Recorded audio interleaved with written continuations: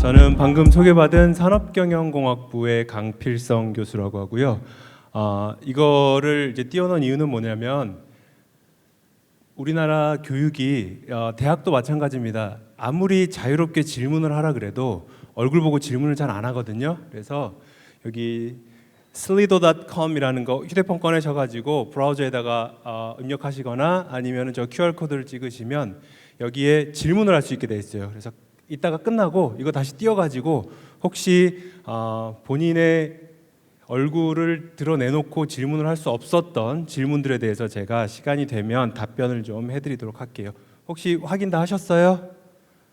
조금 시간을 드릴게요. 그래서 아니면 자신 있게 질문을 할 수 있다라는 사람들은 손 들고 질문해주면 더 좋습니다. 전혀 문제 없습니다. 자, 저는 산업공학을 대표하는 교수로 왔기 때문에 산업공학이라는 게 무엇인지를 여러분들께 이제 말씀을 드리려고 하는데 제가 무슨 연구를 하세요라는 질문보다 더 어려운 겁니다. 산업공학은 도대체 뭔가요? 라는 거를 질문을 받으면 대답하기가 상당히 쉽지가 않거든요. 왜 그런지를 지금부터 설명을 드리고 그 다음에 그럼에도 불구하고 산업공학을 전공을 하면 어떤 일들을 하는지에 대해서 말씀을 좀 드릴게요. 자, 여기서 보시면 여러분들 발표 자료 받으셨겠지만 뒤에 일부러 넘겨보지 마시고요. 재미없으니까 이러한 회사들 애플, 카카오, 뭐 삼성전자, 뭐 아모레퍼시픽 이런 이제 소위 말하는 굉장히 그 유명한 기업들이 우리나라에 많이 있고 글로벌하게도 있는데 저 회사들의 공통점이 뭘까요? 뒷장 보셨으면은 대답해 주셔도 되고요. 아니면 찍어 보세요. 왜 물어봤을까요? 왜냐하면 여기에 대해서 CEO가 전부 이 회사들은 산업공학 출신이기 때문에 라고 가지고 왔습니다. 물론 이제 한 2, 3년 정도 전 거기 때문에 약간의 이제 그 교체는 있습니다만은 LG U+라든지 뭐 카카오, 아모레, 그다음에 뭐 애플, 팀 쿡 이분은 굉장히 유명하신 분이잖아요. 뒤에서 또 나오실 겁니다. 이런 분들이 전부 산업공학 출신이에요. 그러면 산업공학에서는 뭘 배우길래 그리고 산업공학을 전공하면 어떠한 능력과 장점이 있길래 이런 이제 CEO를 할 수 있느냐 또는 이렇게 큰 조직을 이끌어갈 수 있느냐에 대해서 말씀을 좀 드려볼게요. 자, 이게 알바몬이라는 사이트에서 조사한 대학생들 대상으로 설문조사를 합니다. 명절 스트레스를 받습니까? 라면 하면 한 70% 받는데요. 대학생들은 왜 명절 스트레스 받을까요? 그렇지. 학점 얼마나 나왔냐 또는 취업 어디로 하느냐 이런 것들에 대한 스트레스를 받아요. 중학생 손 들어보세요. 중학생들도 명절 스트레스라는 게 있습니까? 없어요. 고등학생들 손 들어보세요. 고3 손 들어보세요. 이번에 고3 올라가는 학생들. 자, 이번 명절 때 스트레스 받을 것 같습니까? 별로 아니에요. 삶을 그렇게 즐겁게 살아가는 게 참 좋습니다. 대학원생들도 명절 스트레스를 받습니다. 가장 큰 스트레스의 원인의 질문은 이겁니다. 박사 언제 졸업할 거냐? 그거는 아무도 몰라요. 연구가 끝나고 성과물이 나와야 박사학위를 받을 수가 있는데 친척 어르신들은 그냥 오랜만에 만났고 저 녀석 보고 딱히 해줄 말은 없고 그러면 이제 그냥 툭 던지는 거예요. 너 박사 좀 언제 졸업하냐? 그러면 이제 막 설명하다가 이제 박사 마지막쯤 되면 때 되면 하겠지요. 이렇게 이제 대답을 합니다. 두 번째로 대학생 때 가장 큰 스트레스까지는 아니지만 농담 삼아 말씀드리면 저한테 이제 어른들이 물어보시죠. 이번에 대학 들어갔다며? 네. 무슨 과 들어갔어? 산업공학과 들어갔습니다. 거긴 뭐 하는 데야? 이렇게 물어보세요. 막 설명을 하는데 전혀 못 알아들으시는 눈치예요. 그러면 간단하게 한 문장으로 정리를 합니다. 그게 말이죠. 컴퓨터공학하고 경영학과 적당히 섞어놓은 데예요. 이러면 그런가 보다 하고 이제 넘어가세요. 대부분 이제 그렇게 생각을 하십니다. 그래서 산업공학을 업으로 삼고 있는 여러 학교의 교수님들도 산업공학이 도대체 뭐냐라는 것을 어떻게 하면 일반인들 그리고 고등학생들 진로를 고민하는 학생들한테 쉽게 알려줄 수 있을 것인가를 저희도 나름대로 고민을 되게 많이 했습니다. 그래서 약 한 10년 전에 이제 공학의 마에스트로 산업공학이라는 책을 출간을 했었고요. 이게 좀 시대하고 맞지 않는 것 같아서 재작년에 스마트 세상을 여는 산업공학이라는 두 번째 책이 출간이 되었습니다. 혹시나 제 얘기를 듣고 이 학교 대표로서 왔는데 잘 얘기를 해야 되는데 들어봤더니 산업공학 재미없는 것 같다 돌아가시면 이제 제가 온 그 의미가 없어지고요. 들어봤는데 저쪽에 대해서 뭔가 좀 더 알아봐야 되겠다라고 하는 분들은 이 책을 한번 도서관이나 아니면 직접 관심 있으신 분들은 사서 한번 보시는 것을 추천을 해드립니다. 여기에 보면 대략적으로 이러한 표현들이 많이 들어가요. 공학의 마에스트로라는 게 마에스트로는 지휘자니까 오케스트라를 공학에 지휘하는 사람이다. 나무와 숲을 동시에 보는 사람이다. 뭐 이런 어떤 종합적인 판단 능력이라는 개념이 들어가는데 왜 그러냐면 지금부터 이제 문제를 하나를 같이 상황을 한번 보도록 하겠습니다. 여러분들이 이과여서 이제 대학에 들어갔어요. 기계공학과를 들어갔습니다. 기계공학은 뭐 하는 학문이야? 누군가 물어보면 자동차 만들어요. 엔진 만들어요. 로봇 만들어요. 이러면 그런가 보다 하고 이렇게 잘 이해합니다. 전기공학 또는 전자공학 뭐 하는 학문이야? 물어보면 뭐 반도체 만들어요. 아니면은 뭐 인공지능 알고리즘 만들어요. 뭐 이제 전자 관련한 어떤 여러 가지 부품들 만들어요라고 하면 그런가 보다 합니다. 컴퓨터공학 뭐 하는 데냐 물어보면 게임 만들어요. 게임 좋아하는 사람 있습니까? 부모님과 같이 오신 분들이 있어서 아마 손은 못 드는 학생들 많을 것 같은데 대학원생이 돼도 여전히 게임 좋아합니다. 저희 연구실 학생들도 연구하라고 좋은 컴퓨터 사줬는데 게임하다가 저한테 걸린 적 많아요.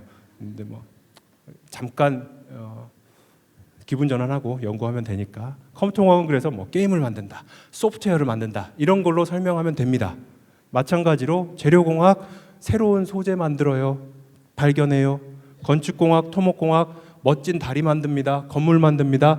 뭔가를 만드는 것 또는 연구하는 것으로 인해서 이런 공대의 다른 학과들은 굉장히 짧지만 강력하게 그리고 인상 깊게 설명이 가능한데 산업공학이라고 하면 그러면은 산업을 만드는 공학인가? 도대체 이거는 뭐 하는 데지? 이런 생각이 드는 게 일반적인 상식입니다. 제가 고등학교 다닐 때도 그랬어요. 이렇게 이제 어려운 상황 하에서 문제를 하나를 풀어볼게요.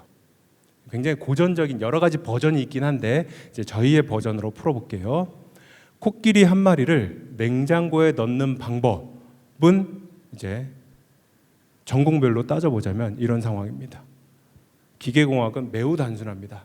코끼리가 들어갈 수 있는 냉장고를 만들어서 넣으면 돼요. 끝. 생명공학도 나름 솔루션이 심플합니다.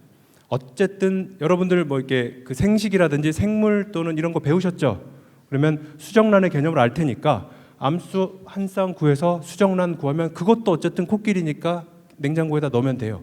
끝. 쉽습니다. 전자공학은 조금 어려운데 혹시나 이 문장이 지금 이해되는 분 있으세요? 정말요? 고등학생이에요? 이 자리에 있으면 안 되는데 올림피아드나 이런 거 준비해야 되는데 이러한 이제 사실은 이제 필터라든지 이 전공을 좀 아시는 분들은 안돼 지금 몰라도 전혀 상관없어요. 이제 전자공학을 전공하신 분들의 유머예요. 이런 식으로 쭉 논리적으로 연산을 하면 코끼리를 냉장고에 넣을 수가 있다. 컴퓨터공학도 마찬가지입니다. 뭐 클래스가 뭐니 이런 건 지금 신경 안 쓰셔도 돼요. 지금까지의 문제들은 다 어떤 문제를 푸는 거냐면 한 마리의 코끼리를 하나의 냉장고에 넣습니다. 산업공학은 문제를 이렇게 이런 문제를 접근하지 않습니다. 또는 풀지 않습니다. 우리는 이런 문제를 풀어요.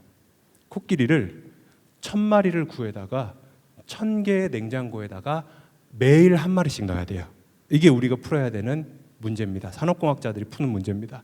근데 거기에 대해서 여러분들은 지금 돈이 10억이 있어요. 그 10억을 가져다가 적절한 계획을 통해서 코끼리도 1000마리를 사야 되고요. 냉장고도 1000대를 사야 됩니다. 점입가경인 건 뭐냐면 코끼리 중에 50%는 인도산 코끼리여야 되고요. 나머지 50%는 아프리카 코끼리여야 됩니다. 거기에 더해서 냉장고는 우리나라에서 생산된 제품, 북미에서 생산된 제품, 유럽에서 생산된 제품이 각각 3분의 1씩의 비중을 차지해야 돼요. 자, 이제 머리가 복잡해지죠. 이걸 어떻게 해야 될지. 자, 이러한 문제를 푸는 사람들이 저희 같은 산업공학자들이고요. 이거 제일 잘하는 사람이 누구냐? 조직이 어디냐? 예를 들어 드리면 자, 요 분입니다. 애플의 팀 쿡. 저도 이제 아이폰을 쓰는데요.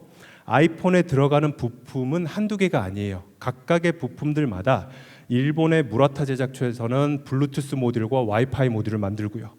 미국의 텍사스 인스트루먼트 TI라는 회사에서는 터치 스크린에 해당하는 컨트롤러를 만들고요. 삼성은 메모리를 만들고요. 그래서 사실 이 사람들은 제품을 기획하고 디자인을 하고 설계를 하지만 실제로 자기들이 만드는 건 하나도 없어요. 그런데 전 세계 방방곡곡에 만드는 회사들에 가서 우리가 이런 제품을 만들 테니까 이러이러한 스펙의 모듈들 또는 부품들을 이러한 스케줄에 따라서 공급해 주세요라고 요청을 하는 것이고, 그걸 전부 다 통합해서 지금은 이제 뭐 여러 군데 있는데 대표적으로 폭스콘이라는 중국 선전에 있는 회사에서 아이폰을 조립해서 우리 같은 소비자한테 오는 겁니다. 그러니까 단순한 문제가 아니라 전체적인 일련의 큰 흐름 또는 시스템을 보고 그게 잘 작동할 수 있도록 또는 운영될 수 있도록 하는 여러 가지의 이슈들을 또는 문제들을 해결하는 게 산업공학에서 하고자 하는 대표적인 일입니다. 그래서 산업공학은 여전히 어려운 정의이긴 하지만, 이렇게 말씀을 드려도 이해가 어려우실 수도 있겠지만, 크게 보면 네 가지의 키워드를 가지고 있습니다. 시스템적인 사고라는 부분은 뭐냐면 우리가 현재 주어진 상황을 체계적으로 이해하는, 내가 어떤 상황에 처해 있는가를 이해하는 게 첫 번째입니다. 과학과 공학의 차이점은 뭐냐면요, 과학은 진실을 추구하는 학문입니다. 이걸 어디다 써먹을지 말지는 그건 나중 얘기고요. 도대체 원자를 쪼갤 수 있을까? 원자 쪼갤 수 있습니까? 없습니까? 있죠. 원자 쪽에 뭐 나와요? 뭐 양성자, 중성자, 전자 이렇게 나오죠. 그 핵 양성자 쪼갤 수 있습니까? 없습니까? 있어요. 쪼개면 뭐 나와요? 쿼크 같은 거 나오죠. 쿼크 쪼갤 수 있을까요? 없을까요? 있어요. 뭐가 나와요? 힉스 입자라고 들어보셨어요? 그거 하나 만들기 위해서 유럽의 어마어마한 땅덩이에 가속기를 만들어 가지고 양성자들을 충돌시켜 가지고 그거 발견한단 말이에요. 그거 발견해서 뭐 했을 건데? 라는 질문에 대해서는 몰라. 그냥 나는 이게 궁금했어. 이게 과학이에요. 그런데 공학은, 엔지니어링은 현재 주어진 문제를 우리에게 도움이 되도록 해결하는 데 초점이 맞춰져 있어요. 그래서 먼저 첫 번째, 시스템적으로, 체계적으로 이해를 한다. 하나의 단편적인 생각이 아니라 이러한 현상이 왜 생겼는지를 나의 입장, 너의 입장, 제3자의 입장에서 보고 그 부분을 이해를 한다라는 부분이고요. 거기에서부터 두 번째, 포뮬레이션이라는 건 뭐냐면 우리가 지금 현재 해결해야 되는 문제가 무엇인지를 명확하게 정의하는 겁니다. 요 두 번째 단계가 생각보다 여러분들이 쉽지 않은 부분이 뭐냐면요, 저도 마찬가지입니다. 여러분들은 중학교에서부터 고등학교 때까지의 공부 또는 학습이라고 하면 항상 어디에 익숙해져 있냐면 답이 있는 문제를 푸는 데 익숙해져 있어요. 문제집이 주어지면 항상 답이 있어요. 문제가 주어지면 답을 찾아갈 수 있는 길을 배우는 겁니다. 근데 실제 상황에서는 문제가 무엇인지를 모르기 때문에 상황이 악화되는 경우가 훨씬 더 많습니다. 우리가 풀어야 되는 문제가 무엇인지를 정확하게 찾는 것, 이게 해결의 첫 번째 단계예요. 그러나 중고등학교 때는 보통은 그런 과정을 논리적으로 사고하는 것을 배우는 것이 아니라 주어진 문제를 풀어가는 과정에 조금 더 집중이 되어 있죠. 그래서 문제를 정의하는 것. 야, 이 문제를 풀어야 우리가 지금 얽혀 있는 실타래를 이제 풀어낼 수가 있어라고 하는 해당하는 문제를 정의하는 것. 그리고 그 문제를 풀어가는 과정에 있어서는 효과적이고 효율적으로 접근할 것. 효율적이란 얘기는 내가 가진 자원이라 하면 여러분들의 시간, 노력, 돈 이런 것들을 최소한으로 투입해서 가장 효과가 높은, 다시 말하면 이 결과물이 가장 퀄리티가, 품질이 우수한 해를 찾아내는 최적의 대안을 찾아내는 학문입니다. 그래서 시스템과 포뮬레이션과 옵티미제이션, 이 세 가지 체계적으로 문제를 정의하고 최적 해를 찾아가는 것, 이 세 가지가 산업공학을 정의하는 키워드라고 보시면 됩니다. 여기까지 말씀드려도 사실은 잘은 모르시겠죠. 이해 잘 안 되시죠. 처음에는 조금 도움이 될 텐데 문제를 한 가지를 풀어볼게요. 제가 저기에 있어서 제가 저기 잠깐 나갔다 오겠습니다. 이거 자원해 주실 분. 여러분들이 뭔가를 한 명이 해줘야 됩니다. 하루를 여러분들이 어떻게 보내야 나의 행복이 극대화될지에 대해서 한번 살펴볼게요. 가정은 이렇습니다. 하루는 여러분들은 잠을 자거나 게임을 하거나 공부를 하거나 친구를 만나거나 운동을 하거나 식사를 하거나 6가지의 행위만 해요. 이게 이제 포뮬레이션의 개념입니다. 더 많은 것들 여러분들은 사실 뭐 화장실도 가고 뭐 여러 가지를 하지만 우리의 삶은 이렇게 구성되어 있다라는 가정을 이제 한번 해볼게요. 그리고 여러분들이 건강하게 살려면 최소한 하루에 6시간은 자야 된다라는 조건이 있습니다. 또한 건강한 식생활을 위해서 아침, 점심, 저녁을 먹는데 너무 급하게 먹지 말아라. 그래서 1.5시간에서 3시간까지의 시간 동안에 식사를 해야 돼요. 그리고 여러분들 다들 엄마한테 혼나지 않으려면 하루 종일 놀면 안 되니까 한 2시간 정도는 최소한 공부하자. 최소 2시간입니다. 그리고 여러분들은 하루에 10,000원씩의 용돈을 사용할 수가 있어요. 근데 게임을 하면 시간당 1,500원을 소비하는 것이고요. 친구를 만나면 시간당 1,000원을 쓰게 됩니다. 그리고 외출, 게임을 하거나 친구를 만나거나 운동을 하는 것은 하루 최대 6시간을 사용할 수가 있습니다. 이러한 이제 여러분들의 삶을 굉장히 단순화시킨 이런 가정을 한번 해놓고요. 우리의 목적은 뭐냐면 산업공학에서 대표적으로 이제 풀어내는 문제가 각각의 행위에 대해서 만약에 우리가 이 행위를 했을 때 얼마나 행복한지를 알 수 있다면 이러한 가정하에서는 나의 행복이 가장 극대화가 되도록 시간 배분을 하려면 어떻게 해야 될 것인가 이걸 한번 해보고 싶은 거예요. 자, 그래서 여러분들께 이제 이걸 할 겁니다. 잠부터 식사까지 10점 척도로 정의를 하게 되면 가장 최적으로 각각의 행위들을 몇 시간을 해야 되고 그랬을 때 여러분들이 행복이 얼마나 될 것인지를 우리가 이제 찾아볼 겁니다. 여기에 요 점수 매겨야 되는데 지원자 한 명만 받습니다. 지원해 주실 분, 점수 넣어 주실 분 한 명만, 딱 한 명만. 아무도 없어요? 좋아요. 좋습니다. 잠은 몇 시간 자면 좋을 것 같아요? 미안합니다. 몇 시간이 아니라 1시간 자면 1부터 10까지 중에서 얼마만큼 행복할 것 같습니까? 10만큼 잠을 좋아하는 학생인 것 같습니다. 게임을 하면 얼마만큼 행복해요? 2만큼. 공부하면요? 5만큼.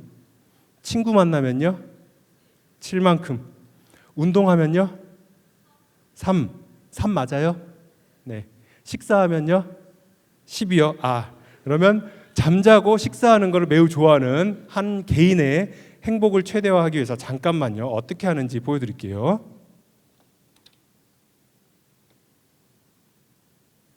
자, 여기다 넣겠습니다. 10만큼 행복하다 그랬고요. 2만큼 행복하다 그랬고요. 공부는 5점, 친구는 7점, 운동은 3점, 식사는 10점이었어요. 자, 여기다 넣고 여러분들 숫자 보이세요? 네, 여기에 대해서 한번 찾아보겠습니다. 그러면 이 학생은 이렇게 하시면 돼요. 하루에 잠을 19시간 자시면 돼요. 그리고 공부는 딱 2시간만 하면 되고요. 게임도 하지 말고 친구도 만나지 말고 운동도 하지 말고 식사는 최대 3시간까지 가능했으니까 3시간 동안 식사를 하면 됩니다. 그러면 본인의 행복이 230점으로 가장 높아져요. 앞으로 나오세요. 뭔가 자원을 했으면 뭐라도 있어야죠. 근데 요새 중고생들이 뭘 좋아하는지를 몰라서 오전에 고르는데 좀 힘들었어요. 쓸모가 없을 수도 있는데 성의로 받아주세요.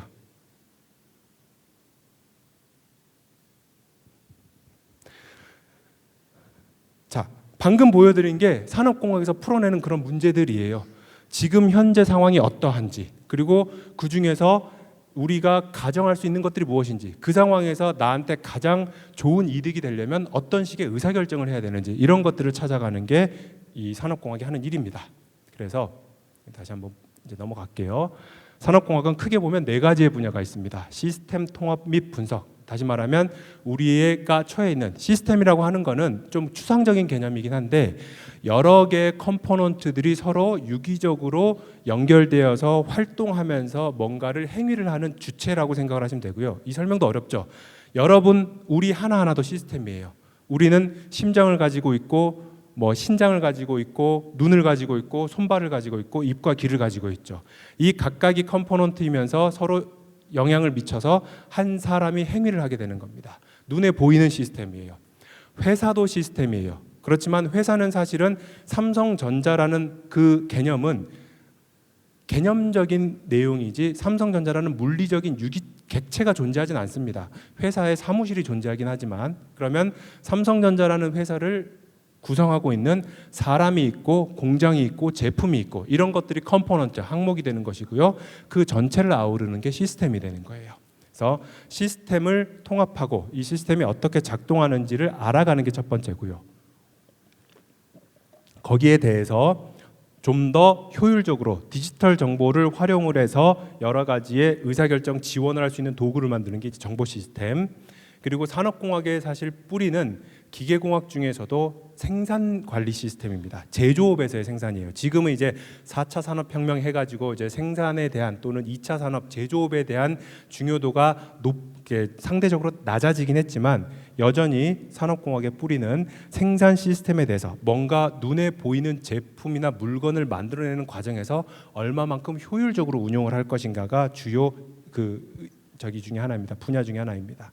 그리고 마지막 한쪽이 인간기계 시스템이라고 하는 것은 사람이 조금 더 편리하고 유용하게 생활하고 삶을 영위하기 위해서 기계나 제품들하고 어떻게 인터랙션을 할 수 있게 도와줄 것인가, 이런 것들이 요 네 번째 분야가 되겠습니다. 각각에 대해서 간단하게 말씀드릴게요. 시스템을 통합하고 분석한다라는 쪽에서 경영과학이라는 개념, Operations Research, OR이라는 개념은 뭐냐면 수학적인 모델이나 알고리즘들을 이용해서 아까 보여드렸던 하루를 어떻게 보내면 가장 행복할 것인가에 대한 문제 있죠. 이게 경영과학이에요. 주어진 상황에서 최적의 대안을 수학적으로 찾아내는 학문. 요새 여러분들은 야구보다는 남학생들 축구 더 좋아하죠. 가장 매우 인상적인 대답이었어요. 좋습니다. 저도 축구를 꽤 좋아했는데 저희 때는 스페인 리그하고 그 영국 리그하고 거의 비슷비슷한데 요새는 어디가 더 인기가 많아요? EPL이요? EPL이 압도적입니까? 네, 그러면 EPL로 치환해서 생각하면 돼요. 각각의 팀들이 매번 이렇게 홈앤 어웨이로 시합을 해야 되는데 여기에 있는 그 실제 위치들이거든요. 미국의 메이저리그 야구팀들의 이 사람들의 이동 거리가 분명히 경기력에 영향을 미치겠죠. 워낙 땅덩이가 크니까. 그러면 최대한 공평하게 하려면 시애틀 같은 경우는 이 팀은 다른 팀들은 자기들끼리 막 다닥다닥 붙어 있는데 혼자 동떨어져 있어요. 이 팀한테 막 매번 왔다 갔다를 시키면 비행기 타는 시간 때문에 힘들어가지고 경기력이 저하가 돼요. 그러면 최대한 완벽하게 동일하지는 않더라도 각각의 팀들의 연간 이동 거리가 가장 비슷하게 스케줄을 짜려면 어떻게 시합 일정을 짜야 될 것인가라는 것들을 고민하는 게 이러한 경영과학에서의 스케줄링이라고 봐주시면 됩니다. 그리고 두 번째, 똑같은 이 분야에서 경제성 공학 같은 경우에는 우리가 가지고 있는 자원은 항상 제한되어 있으니까 이 제한된 자원의 효율적 이용을 목표로 경제적 관점에서 합리적 의사결정을 하기 위한 근거를 제시하는 학문이에요. 혹시 여러분들은 중고등학생이라서 관심이 크게 없을 수도 있을 텐데 GTX 노선의 예비 타당성 통과 이런 뉴스나 헤드라인 혹시 본 적 있으세요? 예비 타당성 또는 타당성이라는 게 뭐냐면 우리가 국가에서 또는 민간 기업에서 투자를 통해서 어떠한 도로를 깔거나 아니면은 철도를 놨는데 이거를 이용하는 사람들의 편익이 그걸 짓기 위해서 투입한 비용보다 높아야지만이 그걸 만들 근거가 되겠죠. 그런 것들을 이렇게 경제적으로 분석을 하는 거예요. 그래서 수요 예측부터 해서 어떻게 하면 이게 효용이 비용에 비해서 얼마만큼 높을 것인가 이런 겁니다. 아무런 생각 없이 그냥 이런 거 하자라는 게 아니고요. 그냥 무조건 배 이렇게 도박을 하자는 게 아니라 이용을 할 수 있는 시스템에 대해서 또는 사용자들이 얼마만큼의 효과를 얻을 것인가 또는 효과를 얻을 수 있을 것인가를 잘 따지자라는 얘기입니다. 시뮬레이션 같은 경우에는 또 다른 하나의 분야이기도 한데 여러분들이 뭔가 아이디어가 나왔어요. 이거 영상인데 소리가 안 나와서 그냥 말로만 간단하게 설명을 드릴게요. 여러분들이 서울시 다 혹시 서울에서 오신 분? 서울의 교통 체계는 사실은 출퇴근 시간대는 어마어마하게 혼잡하죠. 그래서 여러분들이 아이디어를 하나를 내봤어요. 신호등 시스템을 이렇게 바꾸면 더 좋아지지 않을까? 근데 그게 좋을지 안 좋을지 더 안 좋아질지 모르는 상황에서 시스템을 바꿔버리면 될까요? 안 될까요? 안 돼요. 그래서 난리가 나버릴 수가 있으니까 실제 환경처럼 비슷한 가상의 세계에서 내가 제안한 또는 내가 고안한 교통 시스템으로 운영을 했을 때는 자동차들이 얼마만큼의 트래픽을 일으킬 것인지를 한번 실험해 보는 거예요. 그게 시뮬레이션이라고 보시면 됩니다. 현실을 바꾸면 너무 리스크가 크니 현실을 최대한 그대로 모사해서 나의 아이디어를 검증할 수 있는 어떠한 체계, 이런 것들도 산업공학에서 배우는 분야입니다. 두 번째 분야는 정보 시스템이라는 거는 모든 일련의 조직의 운영이나 활동에 있어서 발생되는 데이터들을 디지털화해서 기록하고 그걸 통해서 도움이 되도록 운용하는 전체적인 의미를 해요. 경영정보 시스템, 공급망 관리, 전사적 자원 관리 다 사실은 좀 어려운 얘기이기 때문에 이렇게만 말씀을 좀 드리도록 하겠습니다. 간단하게는 이렇습니다. 여러분들은 뭐 하고 싶으세요? 직업을 고를 수 있다면 뭐 하고 싶으세요? 아무런 대답도 안 해요. 이래서 슬리도를 쓰는 겁니다. 여러분들이 아무 대답을 해주지 않기 때문에. 2007년에는 초등학생의 선호 직업 5위가 교수였는데 2018년에는 유튜버예요. 이런 식으로 되어 있습니다. 그러면 유튜버를 통해서 직업으로 삼는다는 얘기는 거기에서부터 여러분들이 정말 적나라하게 얘기하면 그걸 통해서 여러분들이 돈을 벌어서 살 수 있어야 돼요. 그냥 취미로 유튜버를 하겠다는 게 아니라 내가 생활인으로서 그 유튜버로서의 경쟁력을 가질 수 있으려면 어떤 컨텐츠를 어떤 시간대에 배포해야 되는지 이런 전략들이 있어야 되겠죠. 그러면 거기에 대해서 이런 분석을 해주는 어떤 툴들이 있어요. 도구들이 있어요.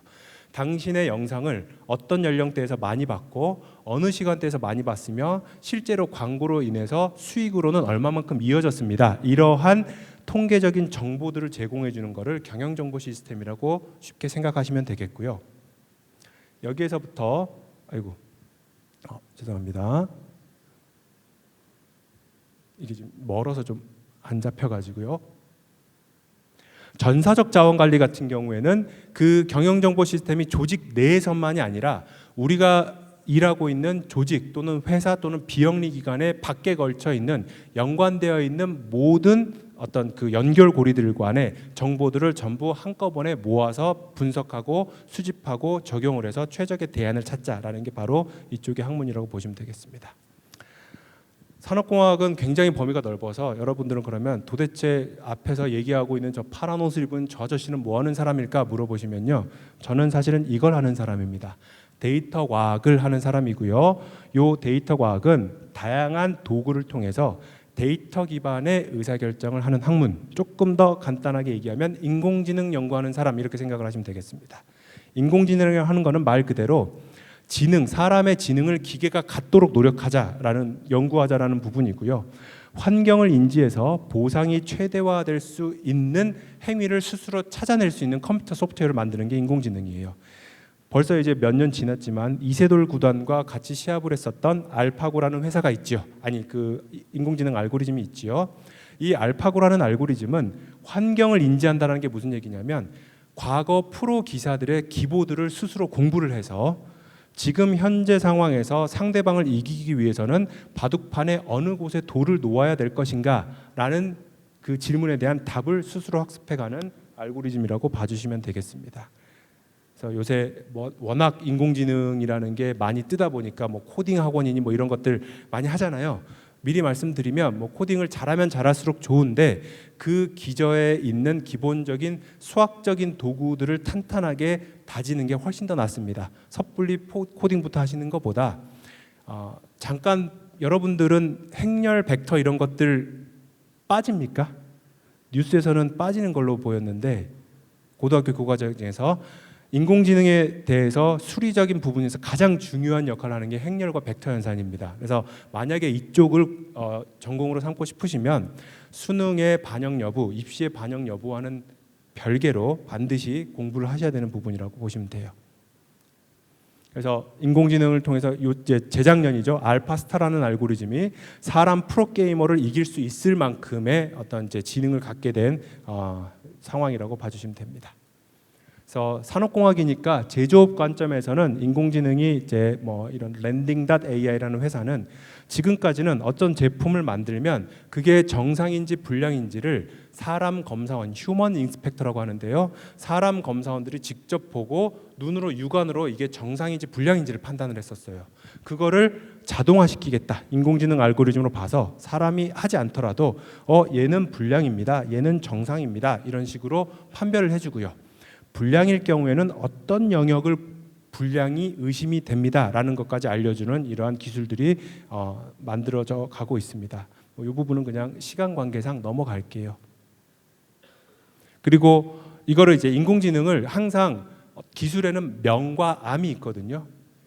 좋은 쪽으로 한없이 선하게 사용을 하려고 하면은 그 방향으로도 얼마든지 갈 수 있지만 한없이 나쁘게 이용하려고 맘만 먹으면 사실은 그것도 가능합니다. 그래서 앞쪽에 전자에 더 이제 집중을 해야 될 텐데 저희 연구실에서 이제 하고 있는 연구 중에 하나가 뭐냐면 이제 부모님하고 같이 오시는 학생들도 있는데 저도 아이들이 있어요. 집에 가면 9살 이제 해 넘어갔으니까 9살, 6살 꼬맹이들 둘이 있습니다. 그러면 그 큰애는 학교를 다니고요. 둘째는 어린이집을 다니죠. 그러면 뉴스에서 간혹 가다가 어린이집에서의 학대 사건이라든지 또는 뭐 길거리에서의 그 사회적 약자들을 대상으로 하는 폭행 사건 이런 것들을 보면 덜컹덜컹해요. 그래서 인공지능을 통해서 만들어 보고자 하는 것 중에 하나가 뭐냐면요. CCTV가 우리나라에는 굉장히 많이 깔려 있습니다. 그러면 그 CCTV들을 실시간으로 모니터링을 해서 성인 남자 둘이 치고받고 싸우는 건 별로 관심이 없어요. 자기들끼리 알아서 하면 돼요. 뭐 법정을 가든지 뭘 하든지 알아서 하면 되는데 저항할 수 없는 사회적인 약자들, 뭐 어린이들 또는 노인분들 또는 장애인분들 이런 분들에 대해서 일방적으로 폭력이 가해졌을 때 그걸 빨리 캐치해서 더 이상의 미리 예방하면 더할 나위 없이 좋겠지만 그건 현실적으로 불가능하니까 일어난 시점에서 최대한 빠르게 탐지를 해서 더 큰 피해를 막아보고자 하는 게 저희 연구실에서 하고 있는 연구 중에 하나이기도 합니다. 그래서 좋은 쪽으로 인공지능을 활용하기 위한 여러 가지 시도도 당연히 많이 되고 있다라는 부분이고요. 세 번째 분야는 생산 시스템이라는 분야인데요. 이 생산 시스템은 간단하게 말씀드리면 제품이나 서비스를 만드는 데 있어서 우리의 판매량은 늘리고 비용과 재고를 줄이기 위한 일련의 모든 활동들에 대한 부분이라고 봐주시면 되겠습니다. 그러면 거기에 대해서 가장 이제 그 최근에는 뭐 2000년대 초반 90년대 후반부터 2000년대 초반까지는 굉장히 많은 각광을 받았던 부분 중에 하나가 여전히 지금도 중요하지만 품질 경영이라는 파트가 있어요. 이건 뭐냐면 제품을 판매할 때 이 제품이 소비자가 받아들였을 때 충분히 그 가치를 인정받을 수 있을 만큼의 좋은 품질의 제품을 만들어내자라는 일련의 행위이고요. 저는 이제 아이폰도 쓰고 아이팟도 있습니다, 에어팟도 있습니다만은 이런 표현하죠. 대륙의 실수. 이거 그 녹화되는데 농담으로 얘기하면 돼. 너무 싼 가격에 비해서 잘 만들었다라고 해서 이렇게 광고를 하는데 실제로 해보면 후기들을 보면 이런 후기들이 있습니다. 아이고. 페어링이 양쪽이 따로따로 되더라. 같은 노래인데 왼쪽이 한 박자 느려서 돌림 노래처럼 들리더라. 왼쪽 오른쪽 에어폰이 파란색, 빨간색으로 서로 다른 색깔이 반짝거려서 뭐 쪽팔린다, 뭐 이런 용어들이 있어요. 심지어 60분 충전했는데 재생 시간이 50분이더라. 뭐 이런 거는 사실 품질에 대한 이슈이거든요. 그래서 이러한 이 우스갯소리로 말씀을 드렸지만 어떤 제품을 소비자한테 전달을 했을 때 소비자가 나는 에어팟은 상당히 비쌉니다. 한 20만 원 넘죠. 30만 원 넘나요? 그만큼의 가치를 주고서라도 만족해서 쓸 수 있다라는 생각이 들 정도의 품질 또는 퀄리티를 높이기 위한 일련의 활동들이라고 봐주시면 돼요. 이것도 기술적인 얘기니까 넘어가겠습니다. 네 번째가 이제 인간-기계 시스템이라는 거는 사람이 어떻게 하면 조금 더 편리하게 여러 가지 도구들을 사용할 수 있을 것인가. 여러분들 사실 이거 안 쓸 텐데 저는 연구실에서 있는 대부분의 시간이 코딩을 하건 문서 작업을 하건 이렇게 밖에서 강의를 하지 않는 이상은 키보드와 마우스를 하루 종일 끼고 삽니다. 여러분들도 게임을 하루 종일 하시면 이렇게 끼고 살 텐데 그거랑은 좀 다르죠. 근데 실제로는 이렇게 여러분들 이렇게 펴시면 자연스럽게 두 손을 앞으로 해보시면요, 11자가 아니라 약간 이렇게 돼요. 그렇죠? 그러면 우리가 보통 사용하고 있는 완벽한 일자형의 키보드는 여러분들의 손목에 무리가 많이 갑니다. 손은 이렇게 되는데 손목을 이렇게 틀어야 되거든요. 이걸 계속적으로 틀어야 되니까요. 손도 마찬가지로 앞손을 그냥 이렇게 자연스럽게 이렇게 해보세요. 손이 이렇게 되는, 엎어지는 게 아니라 약간 비스듬하게 됩니다. 근데 마우스는 이렇게 덮어야 되니까 이러므로 인해서 자연스러운 자세가 아닌 자세로 도구를 사용함으로 인해서 여러분들에게 굉장히 많은 불편함을 초래를 하니 그런 부분들을 개선해 보자라고 하는 게 인간공학이라는 분야이고요. 사용자 경험이라는 분야는 사용자가 어떠한 제품이나 서비스를 이용할 때 느끼는 모든 그런 인지적인 부분들을 활용을 해서 조금 더 사람들이 편하고 만족하게 쓸 수 있도록 하는 개선점을 찾아내자라는 거라고 봐주시면 되겠습니다. 그래서 뭐 이런 건 넘어가고요.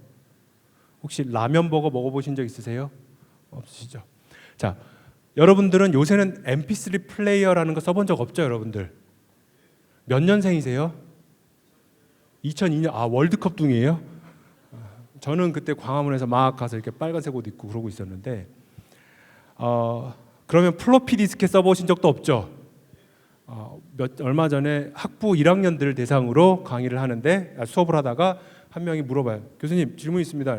되게 반가워가지고 질문 잘 안 하거든요. 왜요? 그랬더니 엑셀이나 파워포인트의 저장 버튼은 왜 이렇게 생겼나요? 물어보길래 뭔 말인가 했더니 저장 버튼이 플로피 디스켓이거든요. 여러분들은 아마 플로피 디스켓을 안 써보셨을 거예요. 디스켓이 뭔지도 모르면 한번 검색은 한번 해보세요. 어떻게 생겼는지. 자, 여러분들은 지금은 전부 휴대폰에 이 기능이 다 통합되어 있어서 지금은 사장된 기기 중에 대표적인 게 MP3 플레이어하고 사실은 디지털 카메라입니다. 그 미니 카메라인데 디카인데 우리나라에서 제일 먼저 만들었어요. 사실은 저는 이걸 갖고 있었어요. 당시에 90년대 후반에 거의 20만 원 가까이 하는 거금을 들여서 샀었는데 98년 출시됐습니다. 메모리가 무려 32메가바이트입니다. 기가 아니에요. 메가바이트입니다. 가격이 20만 원대였어요. 그러면 이걸 가지고 어떻게 쓰느냐? 딱 4메가바이트 기준으로 곡 8개 들어가요. 하루 종일 8곡의 노래를 반복해서 무한반복으로 들어야 돼요. 탐색도 요 쬐끄만 보이지도 않는 이 버튼에 이 여기 보면 여기 있는 이 LCD 판을 계기판을 보고 이렇게 한 곡 한 곡씩 탐색을 했었어야 됐어요. 여러분들은 혹시 이 사이트 알아요? 소리바다라는 사이트가 있는데 불법 사이트라서 지금 닫았지만 곡을 다운로드 받아서 이렇게 하나씩 폴더에다가 놓듯이 해야 돼요. 너무 불편하잖아요. 그래서 잡스가 딱 나타나서 훗 하고 나타나가지고 뭘 바꿨느냐? 아이팟이라는 걸 지금은 이제 아이폰에 다 흡수가 됐지만 이 당시에는 획기적이었어요. 여전히 메모리로도 지금은 이거보다 여러분들의 휴대폰 대부분 64기가, 128기가 이렇게 갖고 있을 텐데 당시에는 획기적이었던 5GB의 하드디스크를 탑재를 했습니다. 거기에 요게 클릭 휠이라 그래서 이렇게 돌리면 이렇게 문제들이 자르륵 돌아가는 거거든요. 굉장히 편리한, 그러니까 수백 곡이 있는데 그걸 버튼 하나씩 눌러가지고 탐색이 어려우니까 클릭 휠이라는 걸 통해서 빠르게 돌리면 탐색이 빠르게 되고요. 천천히 돌리면 천천히 가는 그러한 이제 그 사용자 인터페이스를 만들었어요. 거기에 더해서 여러분들은 이어폰이 흰색이라는 거에 대해서 아무런 거부감이 없죠. 불과 15년만 해도 무조건 이어폰은 검정색이었어요. 2000년대, 90년대 후반까지만 해도. 누가 흰색 이어폰을 쓰느냐? 미쳤냐? 저거 금방 때 탈 텐데. 근데 요새 검정색 이어폰 끼고 다니면 이렇게 되게 약간 좀 이렇게 촌스럽다라는 느낌을 받을 정도로 흰색이 더 대세가 됐죠. 아이팟이 처음이에요. 흰색 아이폰을 쓴 게. 거기에 더해서 이것 때문에 윈도우 사용자는 이거 되게 싫어하지만 아이튠즈를 통해서 직접 내가 곡을 이렇게 넣고 빼고 하지 않아도 그냥 동기화 버튼 하나만 누르면 내가 필요한 폴더에 있는 것들이 한꺼번에 이렇게 같이 저장이 되는 이러한 시스템을 만든 것, 이게 바로 UX를 통한 개선이라고 봐주시면 되겠습니다. 굉장히 하드웨어적이었던 어떤 기계가 사람들이 쓰기에 편리한 소프트웨어적인 기계로 바뀌는 이러한 과정이 UX가 하는 추구하고자 하는 부분이에요. 여기까지가 제가 이제 산업공학의 대략적인 분야들에 대해서 좀 말씀을 드렸고요. 올해 2020년이죠. 이게 제가 초등학생 때니까 80년대 중후반에 나온 애니메이션이에요. 저는 이때 이거를 TV 앞에, 여러분들은 다 LCD, LED TV를 보시겠지만 브라운관 TV 앞에 앉아서 일요일 아침에 이거를 기다리면서 과연 2020년이 오긴 올까라고 했거든요. 네, 올해가 2020년입니다. 세상은요 생각보다 엄청 빠르게 변합니다. 여러분들이 생각하는 것 이상으로 빠르게 변합니다. 이게 20년 전에 1995년에 2015년도에는 어떠한 일이 일어날지를 미리 예상해 본 신문 기사예요. 이거 실제 기사입니다. 가지고 왔는데 2015년도에는 컴퓨터 단말기를 휴대하기 편리하도록 축소하면서 뭐 어쩌고저쩌고 하는 기기를 사람들이 다 갖고 다닐 것이다. 이것보다 훨씬 더 좋은 스마트폰 여러분들 다 갖고 다니시죠. 예상 나름대로의 시나리오를 써서 미래라고 생각을 해서 썼는데 그것보다 현실은 더 빠르게 변화를 합니다. 디스켓 목걸이라는 걸 갖고 다니는데 누가 이런 거 갖고 다닙니까 요새? 클라우드에다가 다 넣어놓던지 뭐 구글 드라이브에다 넣어놓던지 USB 조그만 거 하나면 뭐 1테라바이트 가까운 걸 갖고 다닐 수가 있는데 누가 디스켓을 목에 걸고 다니겠어요? 이 상상을 했는데도 불구하고 상상보다도 더 빠르게 되는 게 우리의 현실입니다. 여러분들이 10년 뒤, 20년 뒤에 제 나이가 됐을 때 지금 상황이 어떻게 변해볼지를 다시 한번 생각을 해보시면 정말 상전벽해라는 말이 무색할 만큼 빠르게 변화했을 거예요. 혹시 스티브 잡스 이분은 사실은 개인적인 인성 측면에서는 논란이 많은 분입니다만은 역량 측면에서는 의심할 수 없는 분이고요, 뛰어난 분이고요. 스탠포드에서 했었던 그 졸업식 축사가 있습니다. 들어보신 분 계세요? 아무도 몇 분 계세요? 이거는 나이가 들면 들수록 더 와닿는 축사인데 유튜브에 있으니까 검색을 한번 해보십시오. 스티브 잡스의 스탠포드 연설문입니다. 요 연설문에서 몇 가지 얘기를 해주는데 그 중에서 가장 감명 깊게 제가 들었고요. 그리고 계속 그게 맞다라고 생각이 되는 부분은 어디냐면 바로 요 파트예요. 여러분들 영어 잘하시죠? 이거를 해석하면 뭐냐면 뭔가 지금 현재 내가 배우고 있는 것들이 어떻게 여러분들 미래의 인생에서 연결될지는 그때 모릅니다. 배울 때 모릅니다. 나 수학 왜 배워야 돼? 나 물리 왜 배워야 돼? 나 화학 왜 배워야 돼? 물어봤을 때 지금 여러분들이 배우는 시점에서 그걸 어떻게 여러분들이 인생에서 써먹을지는 사실 몰라요. 근데 나중에 지나고 보면 그때 쌓아놨던 여러 가지의 기본적인 지식들이 여러분들이 뭔가를 하려고 했을 때 looking backward잖아요. looking forward로는 그거를 연결시킬 수가 없지만 여러분들이 쌓아놨던 노력들을 looking backward, 여러분들이 갖고 있었던 능력들을 조합을 해서 무엇인가를 만들어내거나 새로운 일을 하는데 큰 도움이 될 거란 얘기입니다. 부모님들은 이 말을 되게 좋아하고요, 학생들은 되게 싫어하는 말인데 지금 현재 내가 왜 공부해야 되는지 사실 잘 모르는 학생들 많아요. 저도 그렇게 방황도 많이 했고요. 그러면 언젠가는 공부 안 하는 것보다는 공부해 놓는 게 내 인생에서 도움이 더 될 것이다라는 믿음을 가지고 공부를 하시면 됩니다. 이런 얘기하면 엄마들만 좋아하세요. 학생들은 별로 안 좋아하고. 요 문장은 근데 지금 여러분들의 나이 때 또는 고등학생일 때는 아주 와닿진 않을 겁니다. 아마도 그럴 거예요. 인생의 경험이 다르기 때문에 점점점 나이가 들고 인생을 경험해 볼수록 더 와닿게 되는 문장이 될 거예요. 그리고 산업공학을 소개하러 왔지만 중고등학생 분들 오신다고 해서 제가 몇 가지를 좀 준비를 해봤는데요. 마지막으로 드리고 싶은 얘기는 뭐냐면 이 야구를 잘 안 좋아하니까 이 선수 혹시 누군지 아세요? 일본의 오타니라는 선수인데 일본 선수인데 현재 메이저리그에서 처음으로 투수와 타자를 동시에 도전하고 있는 선수입니다. 그리고 일본 무대를 영상이 촬영되는데 이런 표현을 쓰면 안 되지만 너무나도 잘했다라고 했을 때 리그를 어떻다라고 표현을 하죠? 그런 표현, 좋은 언어만 쓰죠. 리그를 씹어먹는다 뭐 이런 표현을 하는데 완전 일본 리그를 초토화시키고 메이저리그에 간 선수예요. 이 선수가 대단한 건 뭐냐면 이 선수가 본인의 목표를, 그러니까 본인의 인생을 위해서 고등학교 때 만든 계획표입니다. 오른쪽이 내가 목표로 하는 최종적인 게 8구단, 일본의 8구단에서 다 나를 뽑아줬으면 좋겠다라는 목표를 달성하기 위해서 핵심적인 내용들, 내가 연습해야 되는 것들이 뭐고 거기에 대해서 구체적으로 무엇을 해야 되는지까지도 계획을 세워놨어요. 여러분들도 이제 연초니까 계획 세우시죠. 계획을 세웠다고 해서 그걸 다 지키는 사람은 아무도 없습니다. 그렇지만 계획이 없는 것보다는 계획이 있는 게 그래도 나아요. 그걸 지키기 위해서 한 번씩은 노력을 할 테니까. 두 번째, 혹시 이 중에서 뭔가 좀 이상해 보이는 한 가지의 역량 또는 어떤 파트 없으세요? 네? 그렇죠. 여기 보면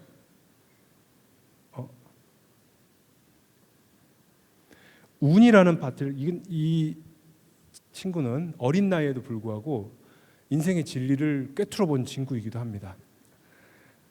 무슨 얘기냐면요. 저는 이제 여러분들 앞에서 고려대학교 교수로 왔습니다만은 제가 제 나이 또래에서 가장 실력이 뛰어났기 때문에 고려대학교라는 좋은 학교의 교수가 되었다라고 말씀드리지 않습니다.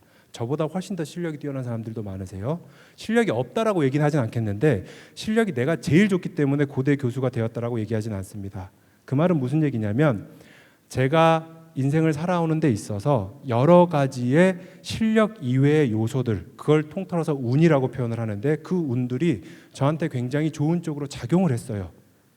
그 운을 만들어내기 위한 건 사실은 여러분들의 생활 습관입니다. 공부도 중요하지만 첫 번째 시간을 잘 지키는 것, 두 번째 본인이 한 말에 대해서 책임지는 행동, 세 번째 이게 가장 중요한 행동이기도 한데 저는 이거를 잘해서 사실 제가 가지고 있는 능력 이상으로 도움을 많이 받았었는데 인사를 잘하는 것.